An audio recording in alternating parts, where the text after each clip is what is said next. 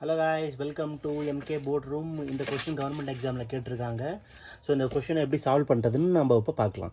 So first என்ன கொடுத்துருக்காங்க, given 4 + 3 = 25. அது எப்படி 4 + 3 25 அது கொடுத்துருக்காங்க. ஸோ நெக்ஸ்ட் என்ன கொடுத்துருக்காங்க, 8 + 4 = 80. 8 + 4 = 80. சரி, இப்போ நம்ம என்ன கண்டுபிடிக்கணும், 3 + 2 = என்னது?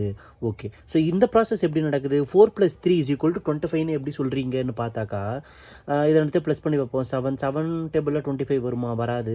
ஸோ வேறு ஏதோ பண்ணியிருக்காங்க. இப்போ நம்ம ஸ்கொயரில் பண்ணி பார்ப்போம். 4 4s are 16.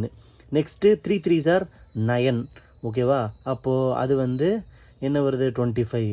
ஓகே, இந்த ரூல் அப்ளிகபிள் ஆகுது. ஸோ இதுக்கு செக் பண்ணி பார்ப்போம். அப்போது 8 வருது. 8 + 4 = 18 போட்டிருக்காங்க. அப்போ 8 8s are 8 ஸ்கொயர் என்னது? 8 ஸ்கொயர் 8 8s are 64. அடுத்தது 4 ஸ்கொயர் என்னது? 4 4s are 16. ஸோ 64 + 6 70, அப்புறம் 80. ஓகே, அப்போ இதுவும் அப்ளிகபிள் ஆகுது. அப்போ இதை ஒரு ஃபார்முலா மாதிரி எழுதுனா என்ன எப்படி எழுதுறது? a + b = a² + b². ஓகேவா? இப்போ இந்த ஃபார்முலாவை இது கூட நம்மள அப்ளை பண்ணி பார்த்தோன்னா அது ஒர்க் ஆகுது. ஓகேவா? ஒர்க் ஆகுதா?